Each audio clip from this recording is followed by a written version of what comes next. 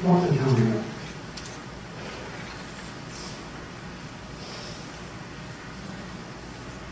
This is not paying for worship. Why don't we come here every Saturday? Many reasons. For Education. for learning, growing, sharing what we learn, lessons, fellowship, pray for each other. Iron sharpens iron. So how do we learn? Anyone else?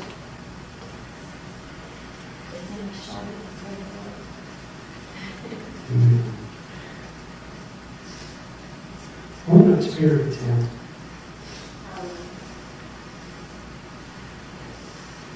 And then in my life, Ron only came over last time we were talking about things, and something came to my mind that I've dwelt on it ever since then. I don't, at the end of my life, I don't want my testimony to be about the things I've read and the things I've learned. I want my testimony to be about the things that I've seen and the things I've experienced. We start with living God who has given us a living Word. And that living Word, I want to see it manifested in me, in my life, in my home, in this Mishpachah. Experienced. Not midrash, not studied, but experienced. Only encounter Him in a way that I never have before. This week, the Torah portion is Shemot, which means names. And beginning in Exodus 1:1, what fun place to be. Because there are so many different directions we can go in this Torah portion. I mean, you can look at it from a historical perspective, we can go into it from the aspect of eschatology and times. We can look at the life of Moses, the plight of the Israelites. But I felt this year it's time to do it differently and to look at it from a completely different perspective. And I wasn't sure which way the Father was going to lead me to do it till Ron and I came up last night. And as we sat down and shared our lives with one another, the Father just began to pour into me His Word and a perspective on it I've never seen before. That you have is new to me. Never looked at this Torah portion in this way. Bill, it's so good to see you today. And this guy that's with Kim. So good to see him too, yeah. Bill's not on the less facial hair. Let's get into His Word. Beginning in Exodus 1:1, it says, "Now these are the names of the children of Israel which came into Egypt. Every man in his household came with Jacob: Reuben, Simeon, Levi, Judah, Issachar, Zebulun, Benjamin, Dan, and Naphtali, Gad, and Asher. And all the souls that came out of the loins of Jacob were 70 souls, for Joseph was in Egypt already. And Joseph died, and all his brethren, and all that generation. And the children of Israel were fruitful, and increased abundantly, and multiplied, and waxed exceeding mighty, and the land was filled with them. And there arose a new king over Egypt, which knew not Joseph. And he said unto his people, Behold, the people of the children of Israel are more and mightier than we. Come on, let us deal wisely with them, lest they multiply, and it come to pass that when there falleth out any war, they join also unto our enemies and fight against us, and so get them up out of the land." Verse 8 is so interesting to me. And every time I read it, I think of Bill McClellan when he was teaching it. He said, "And there arose a Pharaoh." No, jokes. And he does a fantastic job teaching the Torah portion. But the question is did Pharaoh know Joseph? Yeah. The Egyptians documented everything. Fantastic historians. As a matter of fact, in the Netherlands, in the museum, there is there's a papyrus that goes through and chronicles the plagues that were poured out on Egypt from an Egyptian perspective. And that's really small print, isn't it? Whew. Excuse me for a moment. I can't see it now. Should have brought my glasses. The pure papyrus. In 2, 5, and 6 of that says, plague is throughout the land, blood is everywhere, the river is blood. Of course, in Exodus 7 and 20, it says all the waters of the river were turned to blood. It says, men shrink from tasting human beings that thirst after water. That is our water. That is our happiness. What shall we do in respect thereof? All is ruined. It says, the Egyptians dug around the river for water to drink, but they could not drink of the water of the river. So, from an Egyptian perspective, this document exists. So, if they did such a fantastic job of documenting and lining up what happened in the book of Exodus, doesn't it make sense that that Pharaoh did know the story of Joseph? Only roughly 430 years have passed. It's not that long of a time. Yeah, he knew Joseph. Thing is, he didn't acknowledge Joseph. He didn't acknowledge the things that Joseph done, nor did he acknowledge the God that Joseph served. That's the important part. Because the Pharaoh that was the contemporary of Joseph understood good and well what was going on. And he understood that the God of Abraham, Isaac, and Jacob had not only spared the Israelites, but he had spared Egypt and the entire world from starvation. Well, Egypt prospered as a result of that because everybody had to give their stuff to them. Absolutely. Absolutely. So yeah, he knew Joseph. He just didn't acknowledge Joseph for the creator of the heavens and the earth. Bridget shared a video clip she sent to me in a text about King Tut. Tuesday night. And in this, it was talking about, there was a lot of questions as how King Tut died. But what they found out when they did a CAT scan of his mummy was that he had a lot going on. He had a severe overbite, club foot, crooked spine at 19 years old. The reason for that is because his parents were brother and sister, or at least half-brother and half-sister. The interesting thing is, the reason that the pharaohs would do this would be to keep the bloodline pure, when all they were doing was corrupting it. They would keep it pure, and they thought that because they were God on earth, that they were deity, that there was no flaw in their DNA. And when we wrap our heads around that idea, we understand then how this Pharaoh knew not Joseph, who knew not the God of Abraham, Isaac, and Jacob.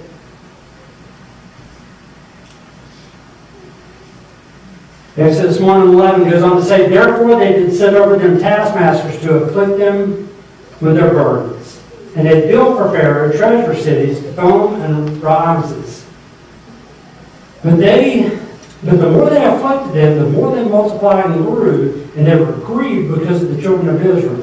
And the Egyptians made the children of Israel to serve the river. And they made their lives bitter with earth bondage and mortar and in brick, and in all manner of service in the field. All their service wherein they made them serve was with river. And the king of Egypt spake unto the Hebrew midwives, of which the name of one was Shiphrah, and the other was Puah.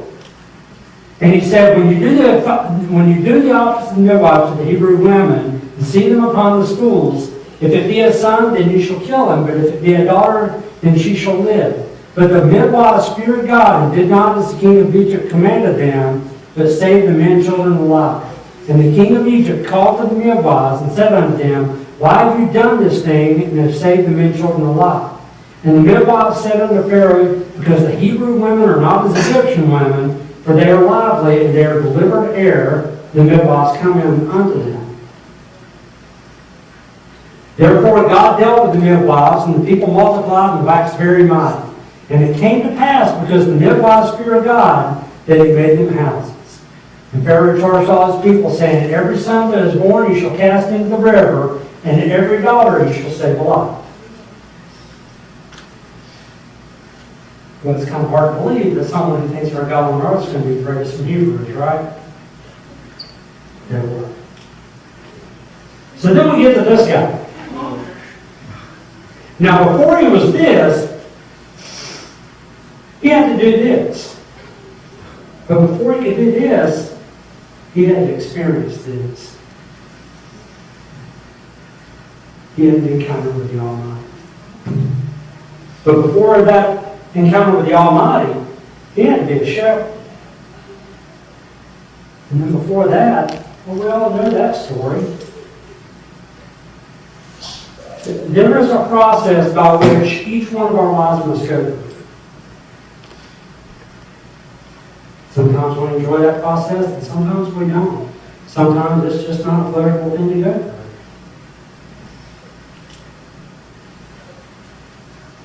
Each and every one of us has a call. Sowers of the seed. Each and every one of us. There's a process to that calling. First, the calling is placed over our lives. That calling for Moses was placed over his life long before he could even understand speech. He was set apart for the purpose he would serve at birth. So when that calling comes on your life, you're going to be humbled. And if you don't know that calling's on your life, you're going to be humbled and not even know why. Then you're called out. And after you're called out, you're humbled. Then you're taught. And after you're taught, you're humbled. And then you're sent. And after you're sent, you're going to be humble, humble, and humble. So we can see that even in God's plan for our lives, that it's a series of peaks and valleys. A series in which times where we feel like we're on the mountaintops, and times in which we're in the valley, in the lowest valley we can imagine. Exodus 3:3, it says, and Moses said, I will now turn aside and see this great sight, while the bush is not burned. And when Jehovah saw that he turned aside to see, Elohim called to him out of the midst of the bush and said, Moses, Moses. Or? Moses. And he said, here am I. And he said, draw not thither, don't come close, put your shoes from off thy feet, for the place whereon thou standest is holy ground. Moreover, he said to him, I am the Elohim of thy father, the Elohim of Abraham, the Elohim of Isaac, and the Elohim of Jacob. And Moses hid his face, for he was afraid to look upon God. And Jehovah said, I have surely seen the affliction of my people which are in Egypt, and have heard their cry by the reason of their taskmasters, for I know their sorrows. And I have come down to deliver them out of the hand of the Egyptians, and bring them up out of that land unto a good land, and a large, unto a land flowing with milk and honey, unto the place of the Canaanites, and the Hittites, and the Amorites, and the Perizzites, and the Hivites, and the Jebusites. Now therefore, behold, the cry of the children of Israel is come unto me, and I have also seen the oppression wherewith the Egyptians oppressed him. Let's take a brief time out. Sometimes we kind of get in this mindset where after 430 years, the children of Israel had lost their identity. We think they're living as Egyptians, not even knowing who they are or what they're supposed to be doing. But the scripture tells a different story. As it deals with the two midwives, it said that they what? They feared God. They feared God more than they feared Pharaoh. So they understood who they were. And he says that he heard their cry. What does that tell us they were doing? Crying out. In order for something to be heard, something has to be spoken. He heard their cry. They were crying out to him. So they weren't people without an identity. They were people with a forced identity. That's why they call it bondage. That's why it's called Mitzrayim. Because they were held against their will, doing something they didn't want to do, living a way they didn't want to live, for a king that they didn't want to serve.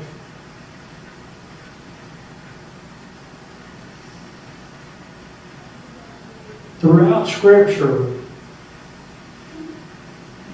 throughout the Tanakh, we are constantly reminded that we too were once strangers in the land of Egypt. That we too were once like that.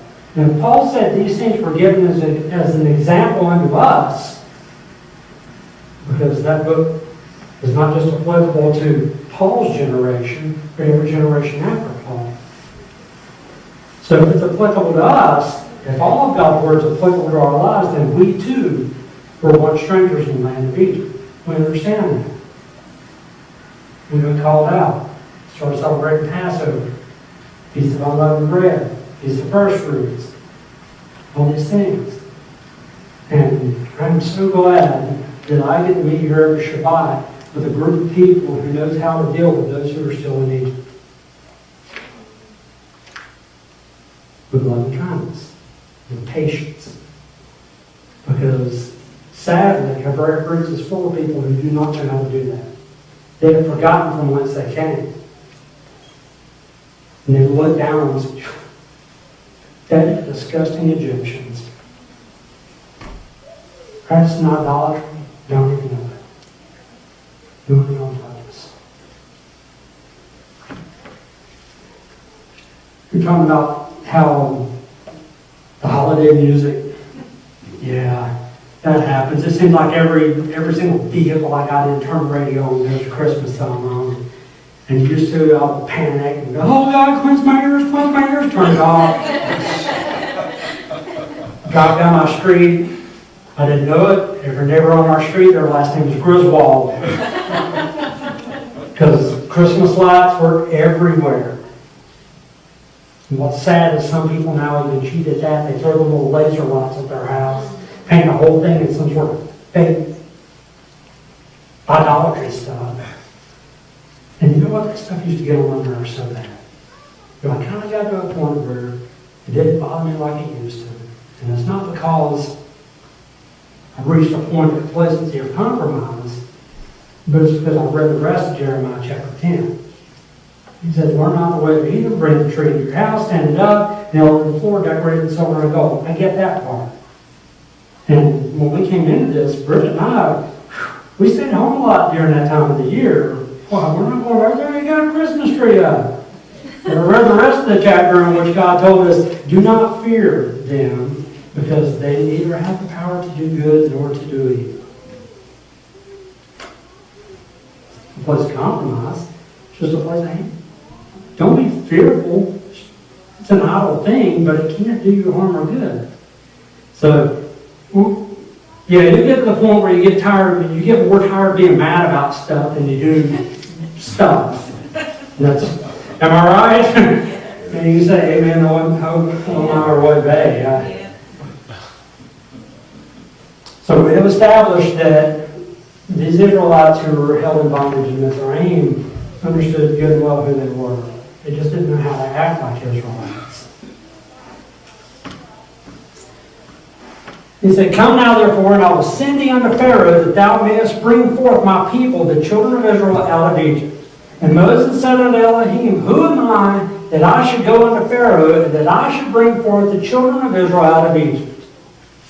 And he said, certainly I will be with thee, and this shall be a token unto thee, that I have sent thee. When thou hast brought forth the people out of Egypt, you shall serve Elohim upon this mountain. Okay, so Moses has a very legitimate question. Who am I that I should bring them out? I think Moses was saying, I want to see the plans for this. What do you got in mind, God? What have you got planned? God didn't give him the plan, but he did give him the end, and he said, hey, you're going to go do it. And when you do, you'll come back and serve me on this mountain. At that point, we all like to think, I don't know, I'd be perfectly satisfied with that answer. It's enough for me. But you know what? We always point our finger at Moses, and we point our finger at the Israelites. If I were them, I would have done things. No, we're all Israelites. Look at every mistake they've ever made, and we've done it too. Including this one, Moses. And Moses said unto Elohim, Behold, when I come unto the children of Israel, and shall say to them, The Elohim of your fathers hath sent me unto you, and they shall say, What is his name? What shall I say unto them? And Elohim said unto Moses, I am that I am, Hayah, Hayah. And he said, Thus shalt thou say unto the children of Israel, Hayah, I am, has sent me unto you. Hayah. If we were to look at that in Paleo Hebrew, I know Nick's really into that now. Hayah is Hey and Yod. So it's behold the hand. And how is he bringing them out of Egypt? Yes. How did he bring us out of Egypt? How is he going to bring us out of Egypt when Yeshua returns? The mighty hand. I am. I am he that was, who is, and who is to come. His methods don't change. His love for us does not change. But things don't always go as planned, do they? We've all got ideas of how things should go in our lives. For a scenario, we climb to the top of that mountain, and it's just straight shot across. There is no valleys, there is no other hills to climb. We're not going to stub our toe and tumble down the other side. Those things don't happen. The things don't always go as planned. In Exodus 4:29 it says, And Moses and Aaron went and gathered all the elders of the children of Israel. And Aaron spake all the words which Jehovah had spoken unto Moses, and did the signs in the sight of the people. And the people believed, and when they heard that Jehovah had visited the children of Israel, and that he had looked upon their affliction, then they bowed their heads and worshipped. Let's put this in the perspective of sharing what we know.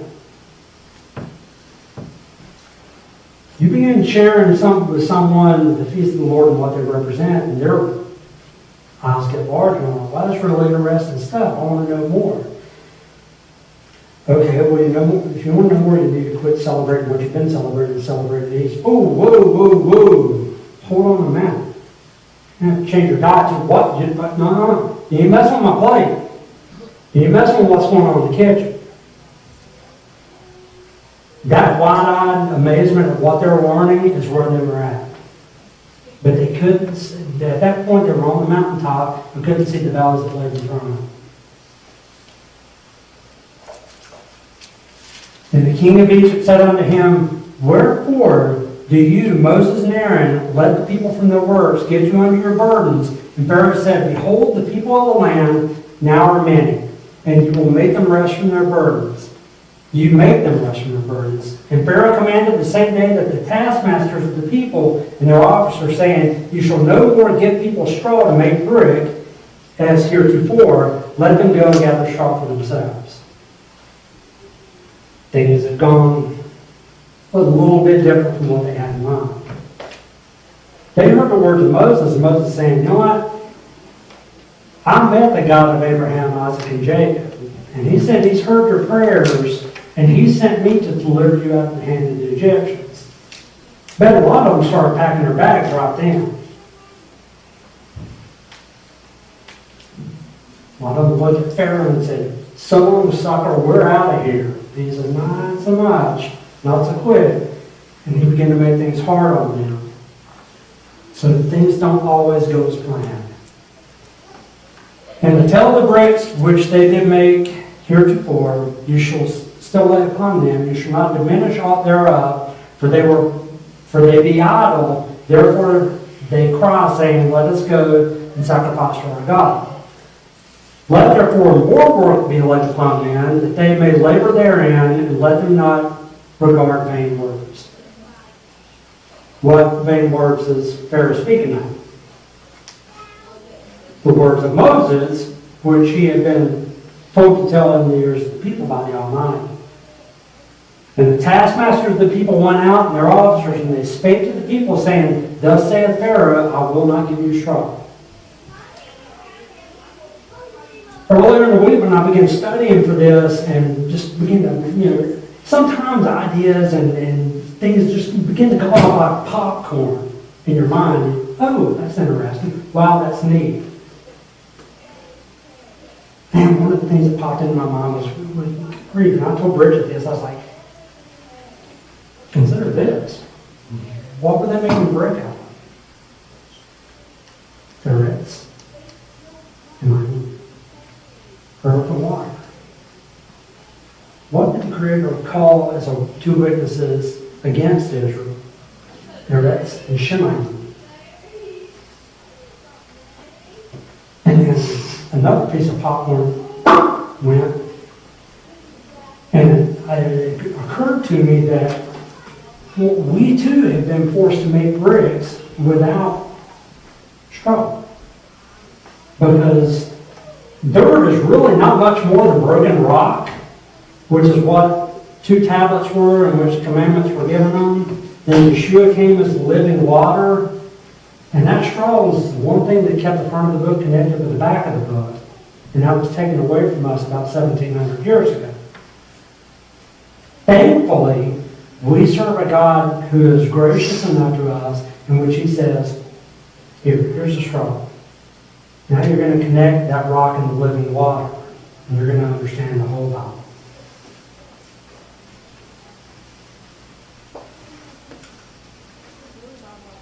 Exodus 5:11 says, go and get straw where you can find it, yet not all of your work should be diminished. So all right, we're not going to give you straw anymore. You're going to have to go out and find it for yourself, but don't you let it slow you down. So the people were scattered abroad throughout all the land of Egypt to gather stubble instead of straw. And the taskmaster hasted them, saying, fulfill your works, your daily task, as when there were straw. And the officers of the children of Israel, which Pharaoh's taskmasters had set over them, were beaten and demanded, wherefore you have not fulfilled your task in making brick both yesterday and today, this year heretofore. And the officers of the children of Israel came and cried unto Pharaoh, saying, wherefore dealest thou thus with thy servants? There is no straw given unto thy servants, and they say to us, make brick. Behold, thy servants are beaten, but the fault is thine own people. But he said, you are idle, you are idle. Therefore you say, let us go and sacrifice to Jehovah. Go therefore now and work, for there shall be no straw be given to you, yet you shall deliver the tale of bricks. And the officers of the children of Israel did see that they were in evil case, and after it was said, you shall not diminish aught for your bricks of your daily task. And they met Moses and Aaron, who stood in the way as they came forth from Pharaoh, and said unto them, Jehovah look upon you and judge, because you have made our Savior to be hated in the eyes of Pharaoh, and in the eyes of his servant, to put a sword in their hands as slaves. They turned on their deliverer. And when he was sent to deliver them, because things didn't go as planned, they turned around to bow down and feed them. And Moses returned unto Jehovah and said, Yah, wherefore hast thou so evil entreated this people? Why is it that thou hast sent me? For since I came to Pharaoh to speak in thy name, he hath done evil to this people, neither hast thou delivered thy people at all.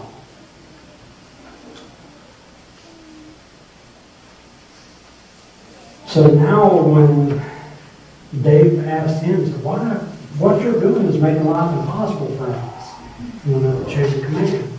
And he went to God and said, why are you doing this to this people? You said we to deliver them, but all of life is just getting worse for them. Beginning in chapter 6, it says, Then Jehovah said unto Moses, Now shalt thou see what I will do to Pharaoh. For with a strong hand shall he let them go. And with a strong hand shall he drive them out of his land. And God spake unto Moses and said unto him, I am Jehovah. I appeared unto Abraham, unto Isaac, and unto Jacob by my name, El Shaddai. But by my name Jehovah was I not known to them. And I have also established my covenant with them to give them the land of Canaan, the land of their pilgrimage, wherein they were strangers.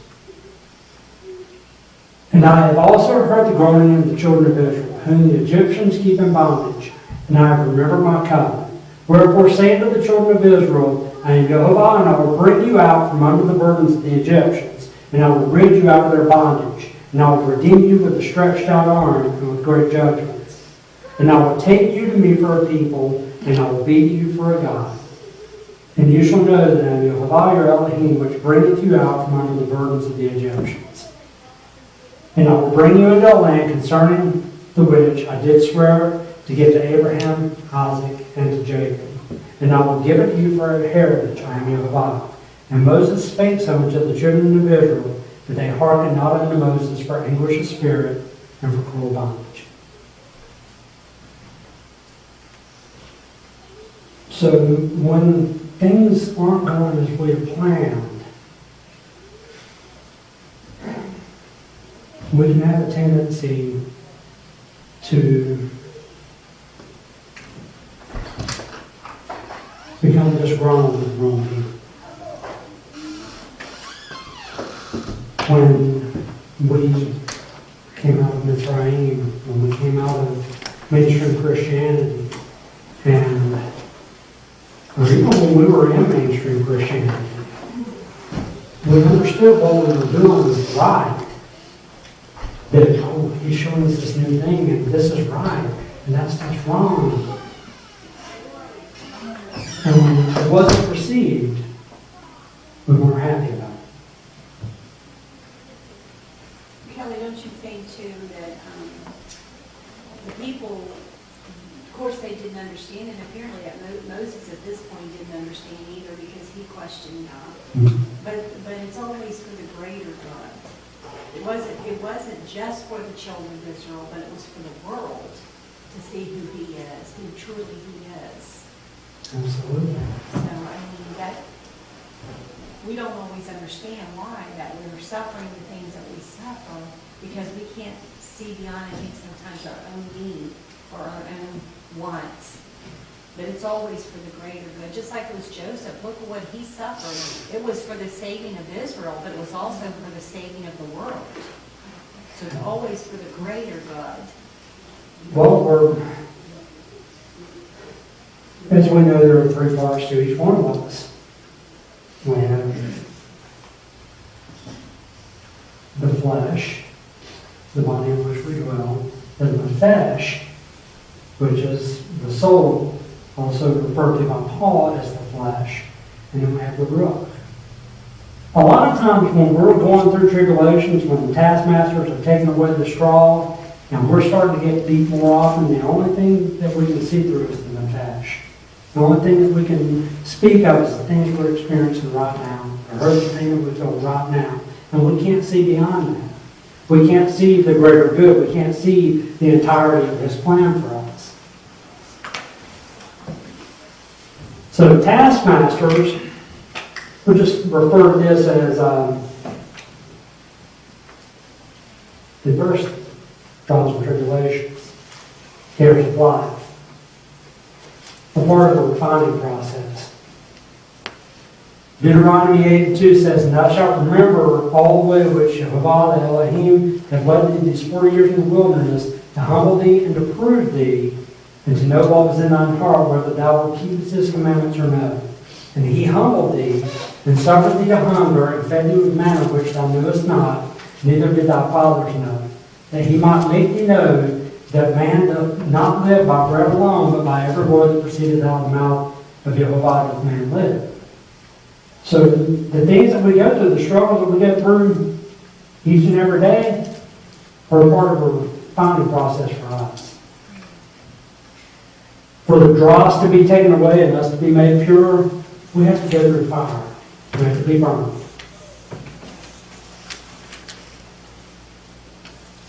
Psalms 139 and 23 says, "Search me, O God, and know my heart. Try me and know my thoughts. And see if there be any wicked way in me, and lead me in a way that's everlasting." Taskmasters also drive us towards our Creator. 2 Corinthians 12 and 8 says, "For this thing I besought the Lord thrice, that it might depart from me. And he said, My grace is sufficient for thee, for my strength is made perfect in weakness. Most gladly, therefore, I will rather glory in my infirmities, that the power of Messiah may rest upon me. Therefore I take pleasure in infirmities, in reproaches, in necessities, in persecutions, and in distresses for Christ's sake. For when I am weak, then I am and strong. So hard times will usually push you down, right down to the place you need to be, on your knees. True strength of a man doesn't come from while he's standing on his feet. Don't get when he's on his knees. Taskmasters reveal our character. That's usually the ugly part, the part that we don't like. When things get hard, we begin to find out things about ourselves that, quite honestly, we didn't know existed. Search me, O God, and know my heart. Try me and know my thoughts, and see if there be any wicked way in me, and lead me in the way everlasting. That's probably the least popular part of going through trials and tribulations of life, is that we realize that the problem is us. That we're the problem. That we're the broken gear in the mechanism. Life is what it is. God is who He is. And it's how we react to life in regards to God that will reveal a lot about us. Taskmasters will test our character and the character of those around us. Job 2:9. Then said his wife unto him, Dost thou still retain thine integrity? Curse God and die. But he said unto her, Thou speakest as one of the foolish women speaketh. What? Shall we receive good at the hand of God, and shall we not receive evil? In all this, Job did not sin with his lips. You want to get a lesson in trials and tribulations? Read the book of Job. The guy went through some things. His life was not always a bowl of cherries, was it? Taskmasters build our character. Remember the life of Joseph. And every single thing that he had to go through, that he thought, when he was given dreams, that there were going to be boughs of grain bowing down to him. Do you think at that moment he ever suspected that he would be thrown into a pit, sold into slavery, sold into Egypt, thrown in jail for a crime he did not commit? Do you think that he ever thought that he would have to go through the things he did before that came to pass? No. But when he was in the pit, what he saw was, I am Joseph. They're supposed to be bound to me, and they threw me in a hole in the ground. When he was sold to the Ishmaelites, I am Joseph. The stars, the moon, and the sun should be making obeisance to me. But instead, I'm being dragged through the desert by a camel.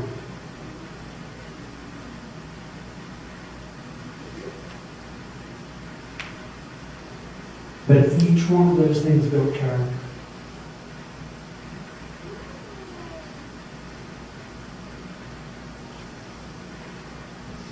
We don't understand everything about God's plan for our life. But what we have to recognize is that He is in control. When it seems like things are spinning out of control, He is still on the throne, He's still in control. Moses understood who he was. He knew he wasn't like Pharaoh and like his brothers and the rest of the Egyptians. He knew there was something different about him. And when he killed a man and buried him in the sand and had to flee the country, that 40 years he spent as a shepherd was something he wasn't counting on. When he encountered God and got his calling and went back to deliver his people out of the hand of bondage, things did not go his plan as he thought they should. And there were times early on in which he doubted as he went to God and said, I don't understand what's going on here. You told me to go tell Pharaoh to let his people go, and he's just making life harder on them. Why haven't you delivered? He didn't understand everything. We don't have to understand everything. We just have to know that He is in control. Now, taskmasters come from several sources. They can come from Yah, Hasatan, our own choices, or the choices of others. They come in many forms, direct, indirect, and the ever-present cares of this world. But this we know, that all things work together for good to them that love God, to them who are called according to His purpose.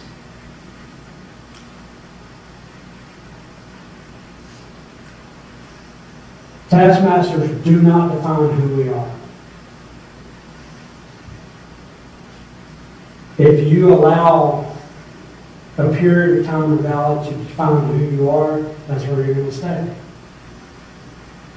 But if we trust in Him, and trust that we're not going to be here forever, that it's not always going to be bad, that defines who we are. Because that defines us as people who trust Him. Our reaction defines who we are in that moment, reveals our own imperfections, and pushes us towards the one who is perfect. The mountaintop is not the true measure of our walk. It is the valley that is the litmus test of who we are in Him. Well, it's easy to praise God when everything's going right in your life, ain't it? Woo, yay God.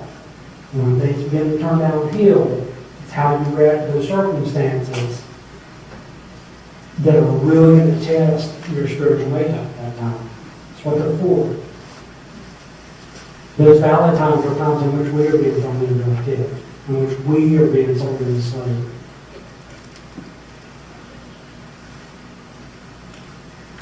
Taskmasters do not push us towards the truth element of the law. They push us towards the spiritual element. Show us imbalance.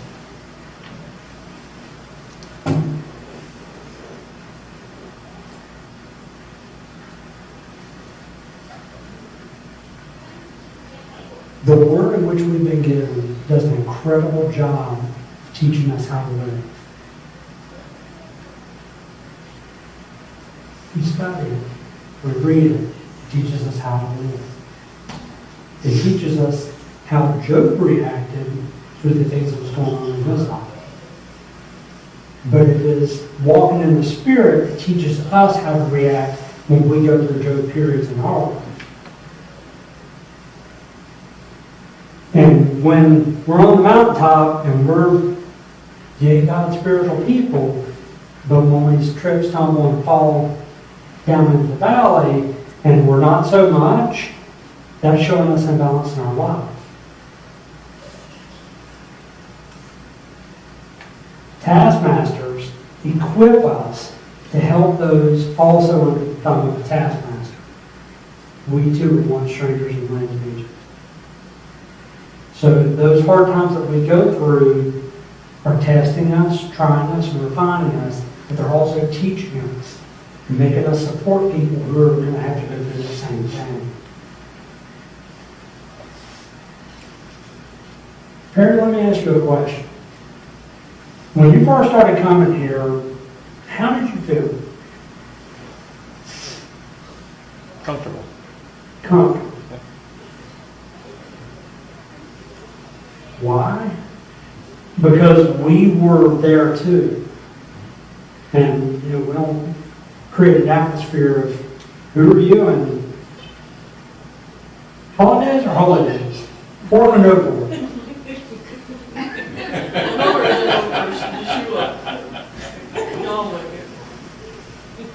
Because we were once strangers in the land of Egypt. Don't even go there. No. No moon or new moon. Which calendar? Yeah. Barley or no barley? Sliver has something to do with pie. I do. Well, I prefer a slice than a sliver. Sliver is usually just enough to make me mad.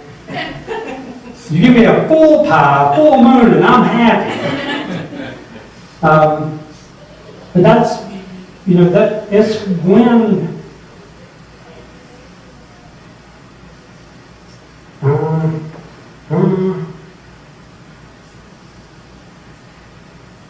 When we've been through hardships and someone coming up behind us is getting ready or in there in the middle of a hardship, we are obligated by our Creator to help them, to minister to them. We are obligated by Torah to encourage them, to teach them.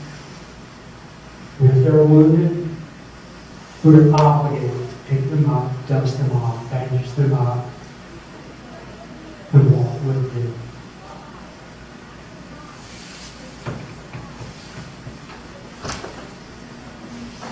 You know, Moses could have, having spent 40 years in the wilderness, had that encounter with God, came back and found out things weren't going to go exactly as planned. He could have, at that point, said, I'm out, see you later. And our book would be a lot shorter than it is right now. Or been someone completely, well, see, this guy, his name was Moses, and he was called to set the children of Israel free, but he bailed. The end. You know, we see in the story of the Exodus the plight of the Israelites and the things that they had to go through, dealing with taskmasters and Pharaoh. And then, you know, these first 7 plagues that happened to affect them too. That didn't seem fair to them, did it? But we see also the resilience of a people who endured and know that they had called on God, God had heard, and God had sent an answer.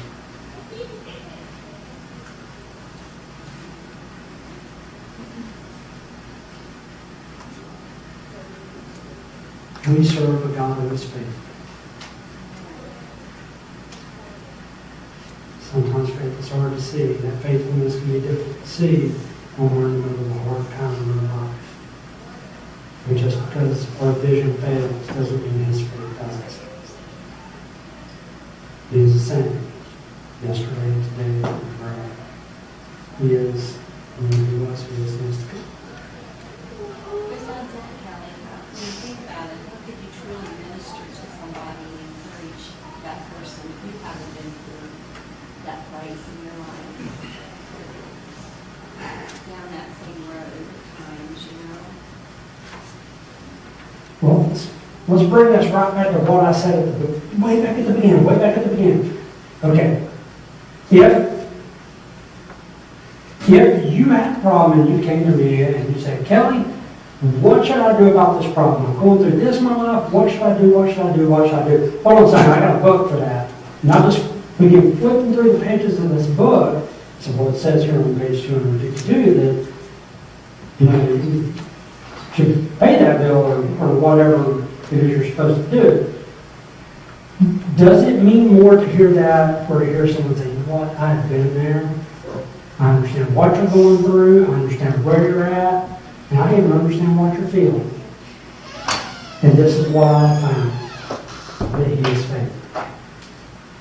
And that when we trust in Him, even though it seems like that valley lasts forever, it's just for a short season.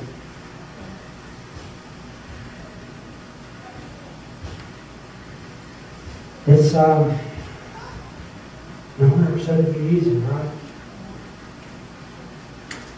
Never read that in the book. I can tell you it's not easy. It's only going to get worse.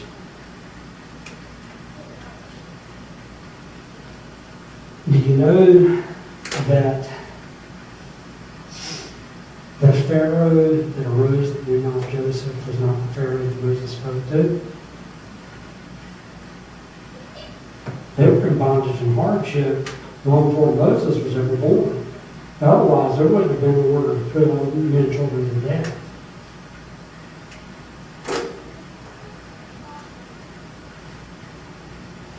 Bill Cloud, when he taught, and there arose a Pharaoh who knew not Joseph.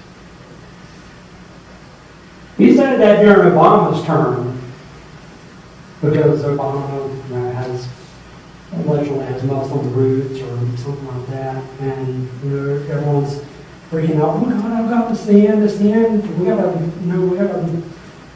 Muslim in the White House. There are roots of fairer than New York Joseph. Just because things didn't get horrible in the previous 8 years, doesn't mean that bad things don't go ahead. There's my little standard eschatology.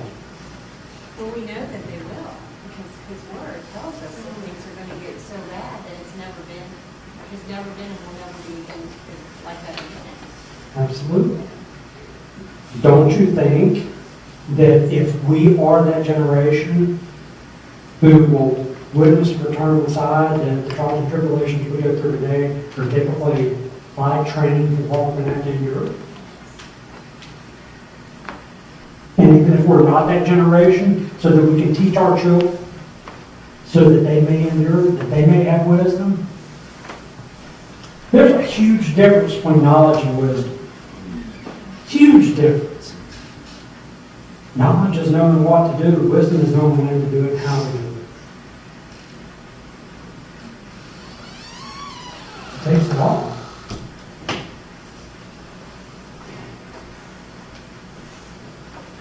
I wish that I could just pat all of us on the back and say everything's going to be just fine.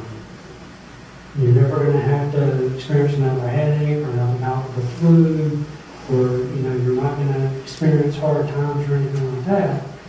Something truly matters. I can't do that because are we perfect people? Have we learned all that He wants to teach us? And until we have learned everything He wants to teach us, there will be hardship. There will be times in the valley. Just like I talked a couple of weeks ago, that a hero is someone who's in the right place at the right time and has the courage to do what needs to be done. But to be a Joseph, you have to be in the right place at the appointed time and have the courage to do what needs to be done. Being Moses, you have to be in the right place at the appointed time and have the courage to do what needs to be done.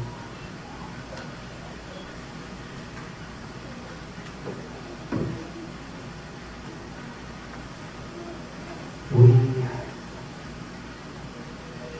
can gain so much from Scripture. But it's only half the equation.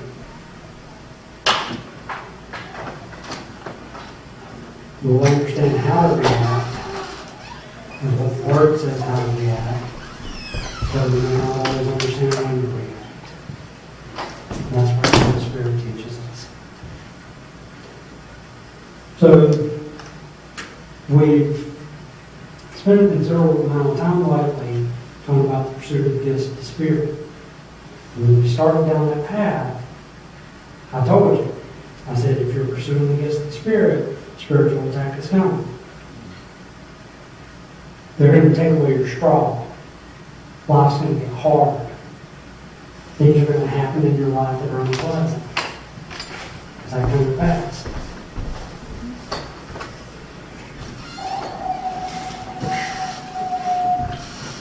Yes.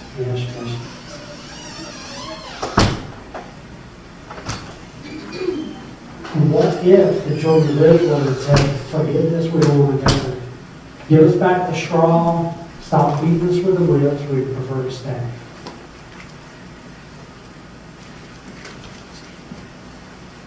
Even when yours to be, same shall be said. From one end of it to the other is about enduring. You don't have to endure the mountaintop. That's easy. That takes care of itself. But you do have to endure the valley. And when you endure the valley, it doesn't take care of itself. He takes care of us. Because sometimes He calms us through and sometimes He calms us in the storm. Anyone have anything to add?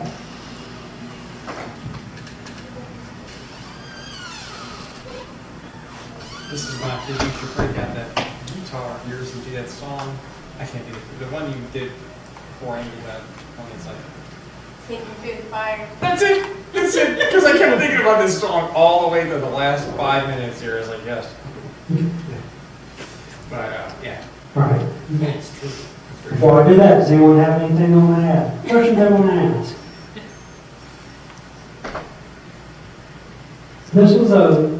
This was, had the potential to be a very fun tour portion. It's not the way I was led. It's not meant to be fun. It's meant to be informative. It's meant to be encouraging. Because, you know, if you're not in the valley, no one's coming. That's as simple as it doesn't get any harder than that.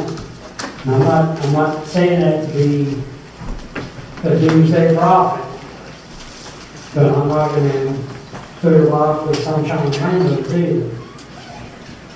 Because if anyone does that, they're failing. They're failing. Father, we give thanks for your word and for the way you teach us and lead us through. And Father, we give thanks that you're the God of good times and you're also the God of storm. And Father, we understand that though floods may come, that you may not necessarily deliver us out of flood, but you're going to make a way because you are faithful and you are good. You are ever present moment. And Father, we just ask that when hard times come, whether individually, but that you will give us wisdom enough to fall on our knees and cry out to you. And Father, we just give glory, praise, and honor to you, because you alone are good. There is no righteous. Father, we ask that you help us, that you strengthen us, that you encourage us, and you embrace in your life.